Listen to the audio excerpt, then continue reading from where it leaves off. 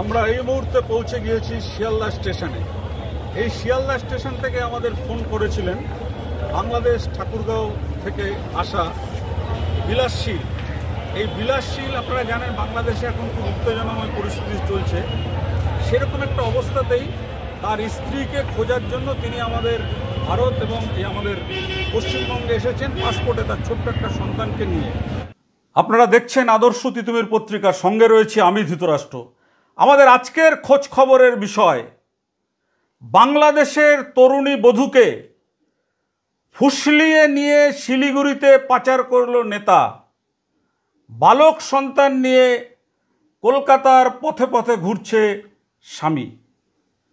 আপনারা তো দেখছেন যে বাংলাদেশে এখন কি ভয়ঙ্কর অবস্থা চলছে, মানে একটা ভয়ঙ্কর পরিস্থিতির মধ্যে দিয়ে বাংলাদেশের মানুষের দিন যাপন চলছে। সেই সময় দাঁড়িয়ে বাংলাদেশের ঠাকুরগাঁও জেলার গ্রাম হচ্ছে সালন্দর চৌধুরীপাড়া, চৌধুরীহাট। সেখানকার যুবক বিলাসচন্দ্র শীল তার একটি নাবালক ছেলেকে নিয়ে কলকাতার পথে পথে ঘুরছে, কখনো শিয়ালদা স্টেশনে, কখনো ধর্মতলায় বাস স্ট্যান্ডে, কখনো বারাসাতের মন্দিরে দিন কাটাচ্ছে। আমরা এই মুহূর্তে পৌঁছে গিয়েছি শিয়ালদা স্টেশনে।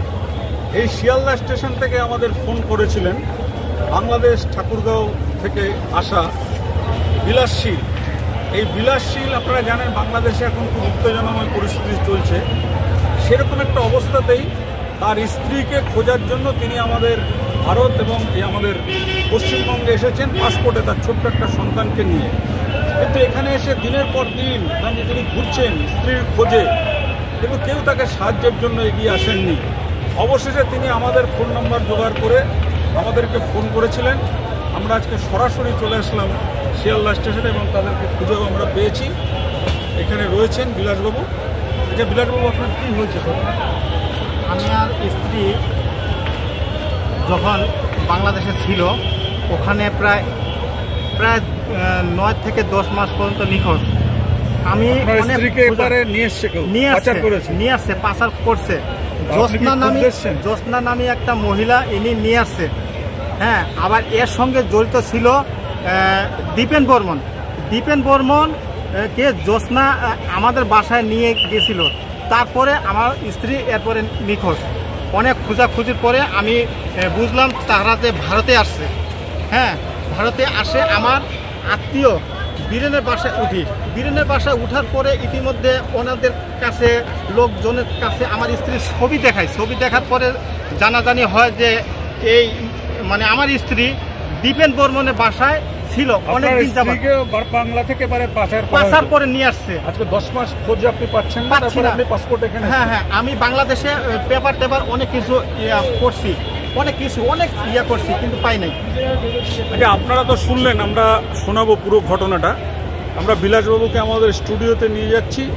সেখান থেকে বিলাসবাবুর স্ত্রীকে বাংলাদেশ থেকে কারা পাচার করলো, কিভাবে পাচার হলেন, এই পাচারের সঙ্গে আমাদের এই পশ্চিমবাংলার শিলিগুড়ির কারা কারা যুক্ত, কিভাবে তারা এই বর্ডার পেরিয়ে একেবারে রীতিমতন মনে হয় যেন নিজেদের একেবারে ঘর বাড়ি, তারা রাতারাতি মানুষ একেবারে পাসপোর্ট ছাড়া পাস করেন, তার একেবারে হাল হকিকত আমরা তুলে ধরবো আমাদের আদর্শ তিতুমির পত্রিকার ইউটিউব, ফেসবুক এবং আমাদের পত্রিকার পাতায়।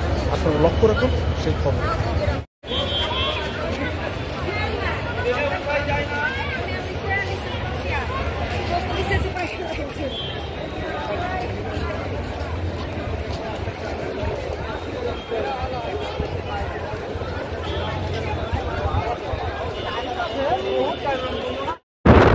কি হয়েছিল দাদা আপনার সঙ্গে? আমি একজন বাংলাদেশি। আচ্ছা। আমার বউ বাংলাদেশে যাবত আমার সঙ্গে সংসার করছিল। আচ্ছা।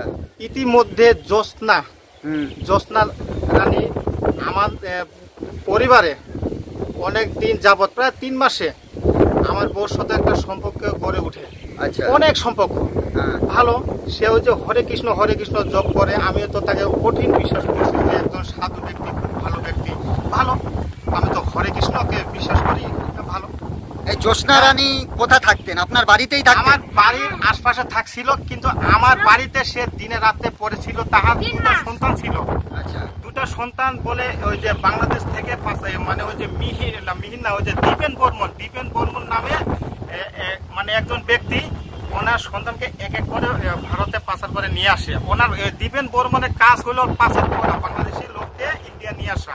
আচ্ছা, হ্যাঁ, এটা জ্যোৎস্না রানীর মুখে শুনছি এবং আমার বউর কাছে আমি এটা শুনছি। তারপরে 3 মাস প্রায় হয়ে যাওয়ার পরে আমার মাকে, হ্যাঁ 3 মাস হয়ে যাওয়ার পরে আমার বউ হঠাৎ করে উধাও। কেমনে উধাও হইলো? এই যে দীপেন বর্মনকে এই জ্যোৎস্না রানী, এই মহিলাটা, এই হরে কৃষ্ণ মহিলাটা আমার বউকে হ্যাঁ ফুসলিয়ে এবং দীপেন বর্মনকে আমাদের বাড়িতে এই জ্যোৎস্না রানী নিয়ে আসে।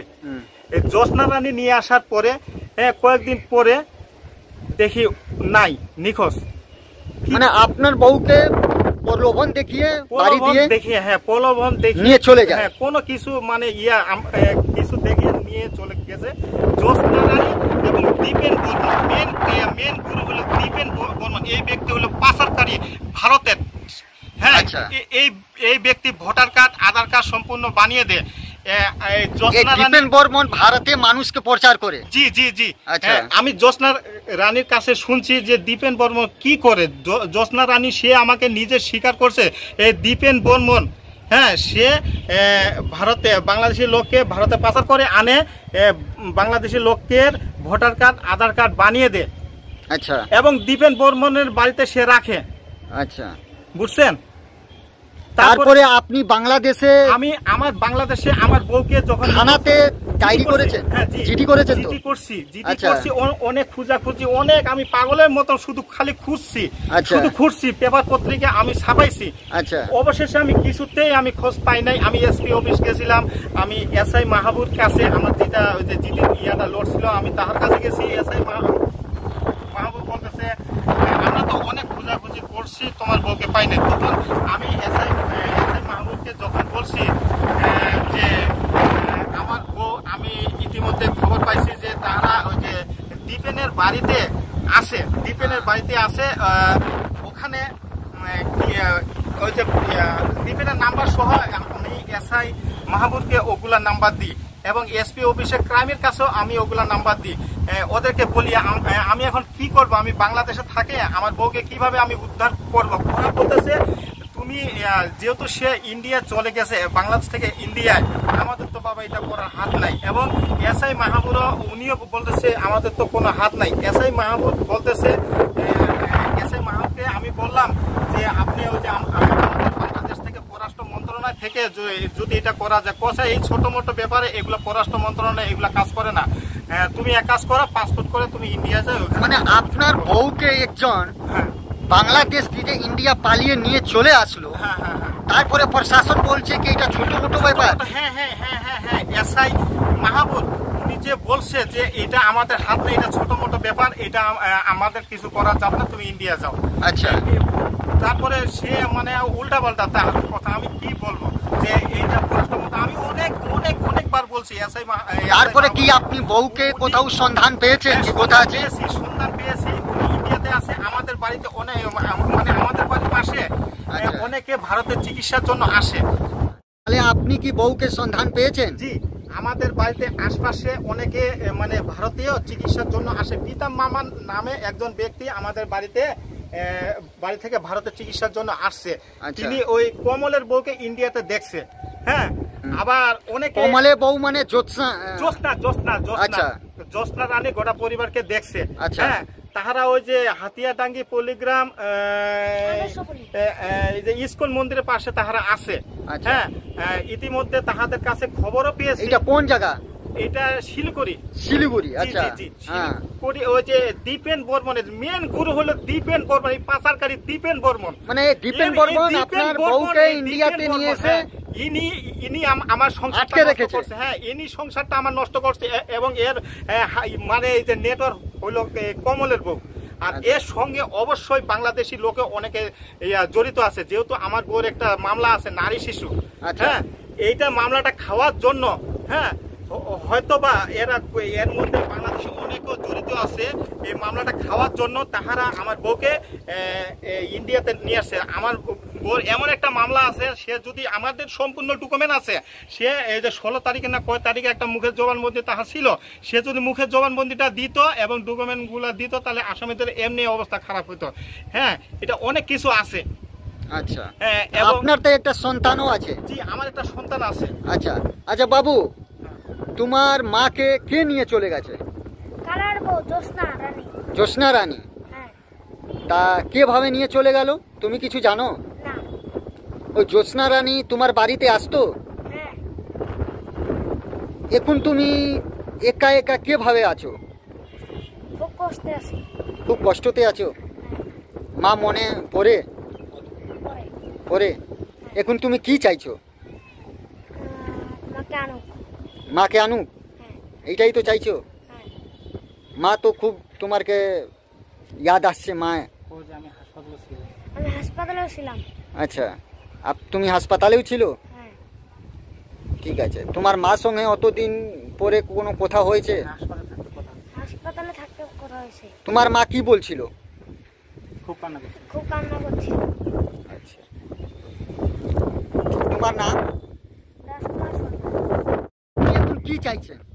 আমি এখন চাচ্ছি, আমার সংসারটা তো নষ্ট হয়েছে, অপমান অনেক কিছু করতে হয়েছে। আমার অপমানের বোঝা, আমার মনে হয় আমি বেঁচে যে কিভাবে আছি, কিভাবে এত কষ্টে আছি, সে একমাত্র ভগবান জানে। আমি শুধু ভগবানের কাছে বিচার চাচ্ছি এবং ইন্ডিয়ার প্রধানমন্ত্রীর কাছে আমি বিচার চাচ্ছি। এই পাচারকারী এবং এই জ্যোৎস্না আর এর সঙ্গে যারা যারা জড়িত আছে, এদের বিচার হোক। আমার সংসারটা তো ছিন্ন বিচ্ছিন্ন করে দিয়েছি। এত ভিআইপি আমার সংসারটা ছিল সব শেষ। আচ্ছা, আমার জীবনটা নষ্ট হয়ে গেছে। আপনি কি করেন? হ্যাঁ, আপনি কি করেন? আমি একজন ছোটখাটো সেলুনের ব্যবসা করি, সঙ্গে স্টক কিছু ব্যবসা আছে। আচ্ছা আচ্ছা ব্যাটারি ব্যবসা করি, ব্যাটারি পানির ব্যবসা, মানে ভ্যারাইটিস। আচ্ছা, আপনার নাম? আমার নাম শ্রী বিলাস চন্দ্র শীল।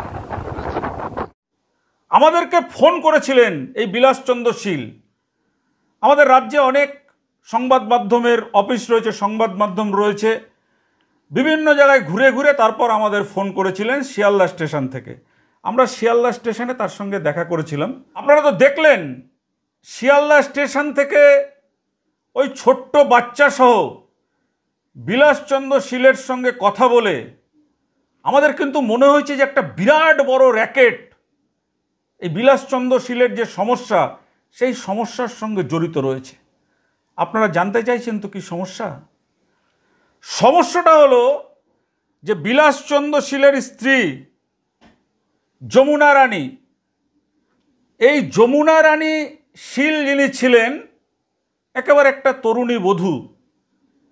সেই তরুণী বধূ প্রথমে বাংলাদেশে যে ঘরে থাকতেন, সেই ঘরে মানে সেখানকার যারা সংখ্যাগুরু সম্প্রদায় রয়েছেন, সেই সংখ্যাগুরু সম্প্রদায়ের কয়েকটি মানে একটু উঠতি মস্তান টাইপের ছেলেরা সেখানে তার মানে তিনি যখন স্নান করছিলেন, তাদের ভাষায় গোসল, সেই স্নান করার সময় তার সেই মানে স্নানের দৃশ্য ক্যামেরাবন্দি করেন। আছে যেহেতু আমার বউর একটা মামলা আছে নারী শিশু।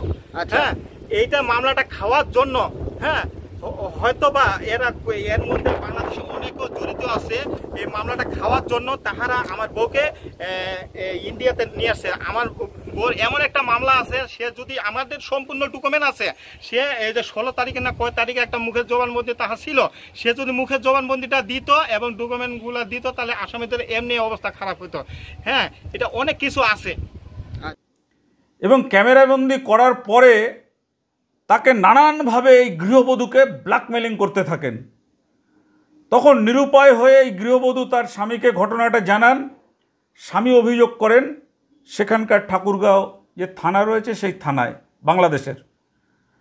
সেখানে অভিযোগ করার পরে যখন সেই যারা অভিযুক্ত, যারা এই কাজটা করেছেন, তাদেরকে পুলিশ গ্রেপ্তার করে।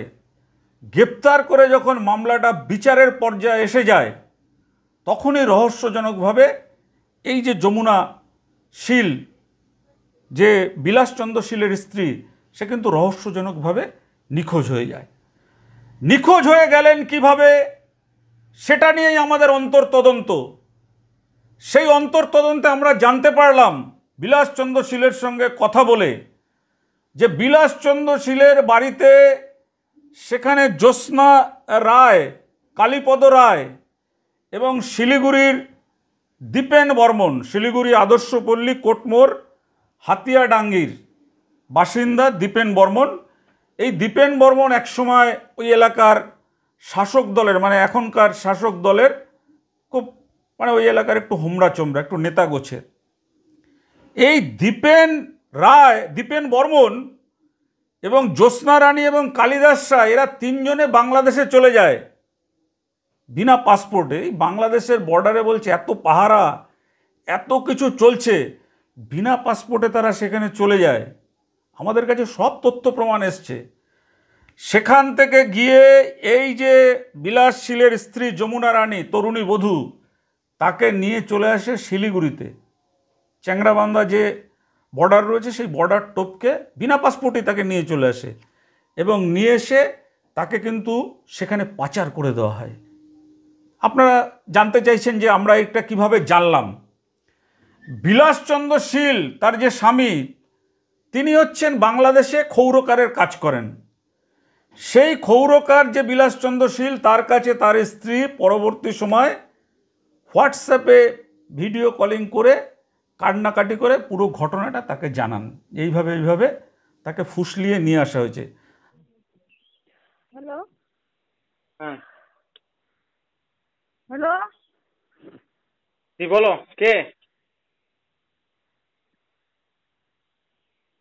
তোমার কাল সাপ ফোন দিছে, কাল সাপ। ও, কি খবর? কি বলতে চাচ্ছ? কোনো খবর নাই। তুমি জঙ্গলের মরার খবর শুনতে চাইছিস? কি বলতে চাচ্ছ শুনি? মরার খবর শুনতে চাইছিস নাকি, এটা কথা কও। না, কি হয়েছে শুনি? কিছু হয় নাই। তুই কি একটা মরার খবর চাইছিস? যদি মরার খবর চাইছিস তাহলে মরার খবর দিও না। না, কি হয়েছে শুনি, না শুনি। কিচ্ছু হয় নাই। তুই মরার খবর চাইছিস, বাড়ি ছাড়া করালো, কিন্তু বাড়ি ছাড়া করালো, তোর জীবনটা ধ্বংস করে দিল। এবার মরার খবর দাও। মরার খবর দাও। হ্যাঁ, শুন, তোর কথা হিসাবে মনে হচ্ছে আমি একদম পৃথিবীর মধ্যে সবচাইতে খারাপ, একদম খারাপের মধ্যে নাই, একদম মানে খারাপের খারাপ সবচাইতে। আচ্ছা, তাহলে কি আমাদের বাংলাদেশে কোনো আইন ছিল না, ছিল না? তুই তাই বলে চুরি করে ব্ল্যাকে করে কালার বউকে মিহিরদার তুই চলে যাবে ইন্ডিয়া? হ্যাঁ হ্যাঁ ইন্ডিয়া হ্যাঁ, তোর কাছে থাকবে চাও না, ব্যবহার জানি না। আচ্ছা ঠিক আছে, না না, ওই জন্য মুই কহিনু, মুই একদম মোর বাচ্চার কল থেকে ছাড়াইছিস, মোর সংসারটা ধ্বংস করছিস। না না শুন, আচ্ছা মুই এক নাম্বার দায়ী রে, তুই এক নাম্বার দায়ী, তুই কথা বেশি করিস। আচ্ছা শুন, সামনে তুমি মারিম সত্যি কথা, তুমি খুন করিম। আচ্ছা শুন, মুই তোর হিসাবে মুই পৃথিবীতে খুন করিম, তারপর মুই মরিম, এই কথাটা কইনু কিন্তু। আচ্ছা ঠিক আছে, মুই তোর হিসাবে পৃথিবীর মধ্যে সবচেয়ে খারাপ। আচ্ছা, খারাপ মানে একটা সীমা। তুই সবচেয়ে খারাপ, তুই মোর জীবনটা, তোর মোর জীবনের দাম দে। আচ্ছা, তুই মোর জীবনের দাম দিবে, তুই মোর লাইফটার জীবনটা শেষ করে দিবি, সব তোর দোষ। আচ্ছা, সব তোর দোষ। আচ্ছা, ওইটা কহেছো শুন, মানে সীমা নেই, এত খারাপের সীমা নেই, তাই বলে আমাদের। তুই খুবই খারাপ, তোর মতো খারাপ আর পৃথিবীতে নেই। হ্যাঁ, পৃথিবীতে নেই। আচ্ছা নাই, ঠিক আছে, এটা তো প্রমাণ করিবা হবে। তুই তো প্রমাণ যদি না করিয়া পারিস তাহলে তোর মানে সাজা তো হবে। তোর তো 14 গোষ্ঠীর ক্ষমতা নাই যে এর প্রমাণ করে। আচ্ছা ঠিক আছে, তুই আচ্ছা তোর হিসাবে আমি সবচেয়ে খারাপ। কিসের 14 গোষ্ঠীর প্রমাণ খারাপ? মানে কি করিব রে তুই মোক? কি সাজা দিব তুই মোক? সাজা দেশিকে এই 5 মাস হল আসিবেন না, ঠিক আছে, সাজা পাওয়ার মুই সাজা পাস না মুই কহেছি, হ্যাঁ আচ্ছা ঠিক আছে, খুন করিম তারপর মুই মরিম। ও তাই বলে কালার বউ? আচ্ছা তাই বলে কালার বউ তুই দেখে নিবি, তো কালারকে দেখে নিবি, তুই এখানে আয়, তারপর দেখে নিবি। ওই মিহিরদাকে করে ওই যে ব্ল্যাকে কালার বউ ব্ল্যাকে চলে গেছে, ওর সঙ্গে তো চলে গেছে মিহিরদার হেল্পে নাকি? আচ্ছা ঠিক আছে। আচ্ছা কালার বউকে সামনে রাখি দুধ কলা দিয়ে রাখিস, আমি দেখতেছি ও কিভাবে ব্ল্যাকে ও থাকতে পারে যদি বৈধভাবে সে না যায়। ঠিক আছে? হ্যাঁ, হ্যালো, আচ্ছা আচ্ছা দেখিস। হ্যাঁ হ্যাঁ, হ্যাঁ আমি চ্যালেঞ্জ করলাম সে ব্ল্যাকে কিভাবে সে থাকতে পারে তাই কাদিয়াখানা যদি না তোর দম ঢুকায়। নাই রে, তোর বাপ মরে গেছে না, তোর আর একটা বাপ জন্মিবা হবে। ও আমার আরেকটা তোর বাপ দম নাই। জন্মিতে হবে, তাহলে তাকে হ্যাঁ, আমি নেপালও বিয়ে করব। আরেকবার জন্মিবা হবে। ও তাহলে তাহলে নেপালও আমরা বুঝতে পারছি না যে এই চক্রের সঙ্গে বাংলাদেশের যে বাহিনী রয়েছে সংখ্যাগুরু সম্প্রদায়ের, সেই বাহিনীর কোনো হাত রয়েছে কি না। কারণ যখনই তার সেই স্নানের দৃশ্য ক্যামেরাবন্দি করা মামলাটা আদালতে বিচারাধীন পর্যায়ে চলে আসলো, তখনই কিন্তু এই তরুণী বধূ রহস্যজনকভাবে নিখোঁজ হয়ে গেল। এবং তার বাড়িতে গিয়ে আশ্রয় নিয়েছিলেন দীপেন বর্মন, জ্যোৎস্না রানী এবং কালীপদ রায়, এই 3 ব্যক্তি। এবং তারা কিন্তু তার স্ত্রীকে এপারে নিয়ে চলে আসেন, নিয়ে এসে শিলিগুড়ি নিয়ে এসে তাকে সেখান থেকে পাচার করে দেওয়া হয়। স্বামী স্ত্রীর মন, ছোট্ট একটা বাচ্চা। যখন এই বিলাস চন্দ্রশীলের স্ত্রীকে নিয়ে আসা হয়, তখন তার সেই ছোট্ট বাচ্চাটাকে রেখে আসা হয়েছিল বাবার ক্ষৌরকারের দোকানে, রেখে তাকে নিয়ে এসে সোজা চলে আসা হয়। এবং চলে আসার পরে বিলাস চন্দ্রশীল এখন যখন বাংলাদেশে মানে প্রবল গণ্ডগোল, এই গণ্ডগোলের মধ্যে স্ত্রীর প্রতি তার যে ভালোবাসা, সেই ভালোবাসার দায়বদ্ধতার খাতিরে সে কিন্তু পাসপোর্ট করে ছেলেকে নিয়ে এপার বাংলায় আসে। এবং সে যখন শিলিগুড়ি আদর্শপল্লী কোটমোড় হাতিয়াডাঙ্গিতে তার এক আত্মীয় রয়েছে, সেই আত্মীয়র বাড়িতে যায় এবং তাকে সেখানে তখন বলা হয় যে সে যদি বেশিক্ষণ সেখানে থাকে তার অবস্থা খারাপ হতে পারে, আর না হলে তার স্ত্রীকে তার হাতে দিয়ে দেওয়া হচ্ছে, তিনি তার স্ত্রীকে নিয়ে চলে যাক। বুঝতে পারছেন? স্ত্রীকে কিভাবে নিয়ে যাবে? তার তো পাসপোর্ট নেই।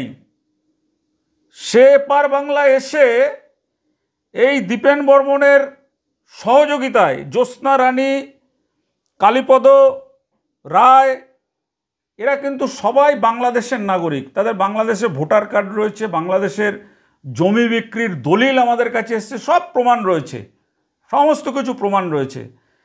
সমস্ত কিছু থাকার পরেও শিলিগুড়ির এই ঠিকানাতে তাদের Aadhaar card, voter card, PAN card সব তৈরি হয়ে গেছে।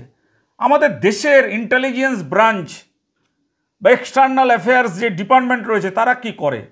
আমাদের কিন্তু এটা খুব বড় প্রশ্ন। পুলিশের কথা আমরা বাদ দিলাম, কিন্তু এই যে আন্তর্জাতিক স্তরে আমাদের যে নিরাপত্তা বাহিনী রয়েছে, সেই নিরাপত্তা বাহিনী কি করছে? বাংলাদেশের মানুষ কিভাবে এইভাবে পাচার হচ্ছে এখানে, এবং এখানে নিয়ে এসে তাদেরকে দেহ প্রসারিণী বারবনিতার কাজ করানো হচ্ছে।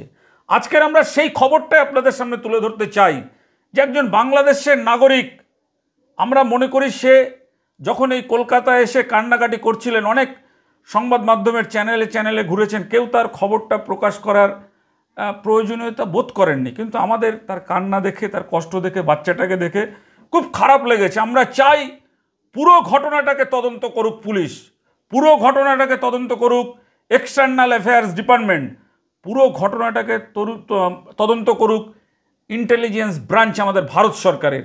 তদন্ত করে দেখা হোক যে এই বিলাসচন্দ্র শীলের তরুণী স্ত্রীকে কারা কারা কিভাবে শিলিগুড়িতে বিনা পাসপোর্টে নিয়ে এসে তাকে পাচার করলো। কারণ এই দুষ্কৃতীদের কিন্তু অবিলম্বে গ্রেপ্তার করার দরকার। এই কারণেই বলছি, কারণ এই দীপেন বর্মন কিন্তু ওখানকার শাসক দলের নেতা। তাই কিন্তু এই বিলাসচন্দ্র শীল ভয় পেয়ে শিয়ালদা স্টেশনে চলে এসেছিলেন। এখন সে রয়েছে বারাসাতের একটা মন্দিরের কাছে, সে সেখানে কোনো রকমভাবে আত্মগোপন করে আছেন, স্ত্রীকে খুঁজছেন, রাস্তায় রাস্তায় খুঁজছেন ছোট্ট একটা বাচ্চাকে নিয়ে। আচ্ছা দেখুন তো আপনাদের কষ্ট লাগে কিনা? আমাদের একজন ভারতীয় যদি তার স্ত্রীকে বাংলাদেশে এভাবে নিয়ে যাওয়া হতো, আর সেখানে যাওয়ার পরে তার স্ত্রীকে দেখা পাওয়ার পরে, স্ত্রীর খোঁজ জানার পরেও তাকে যদি পুলিশ প্রশাসন, আইবি ডিপার্টমেন্ট সহযোগিতা না করে, তাহলে দেশের আইন কানুন কি রয়েছে, কি কিসের জন্য রয়েছে? আমরা আজকের তাই আপনাদের সামনে তুলে ধরছি একটা অন্যরকম খবর, যে খবরটা হচ্ছে এটা নিয়ে যদি তদন্ত হয় তাহলে কিন্তু জাতীয় স্তরে আন্তর্জাতিক যে নারী পাচার চক্র, সেই পাচার চক্রের কিন্তু একটা বড় রকমের হদিশ পেতে পারে রাজ্য পুলিশ, হদিশ পেতে পারে ভারত সরকারের intelligence branch, external affairs department. তাই কিন্তু আজকের আমাদের খবর, বাংলাদেশের তরুণী বধূকে ফুসলিয়ে নিয়ে শিলিগুড়িতে পাচার করলো নেতা, বালক সন্তান নিয়ে কলকাতার পথে ঘুরছে স্বামী। দেখুন সেই খবর। যদি আপনাদের মানবিক মূল্যবোধ জেগে ওঠে তাহলে অবশ্যই আমাদের এই খবরটাকে বেশি বেশি করে শেয়ার করবেন, মানুষের কাছে পাঠাবেন, যাতে একজন বাংলাদেশের আমাদের এখানে একজন নাগরিক এসে সে অন্তত যাতে তার স্ত্রীকে কারা পাচার করেছে তাদের অন্তত পুলিশের হাতে গ্রেপ্তার করাতে পারে এবং সে যাতে তার স্ত্রীকে ফিরে পেতে পারে, এটা দেখার দায়িত্ব একজন ভারতীয় হিসাবে আমাদের প্রত্যেকের রয়েছে। আজকের দেখুন সেই মর্মান্তিক খবর।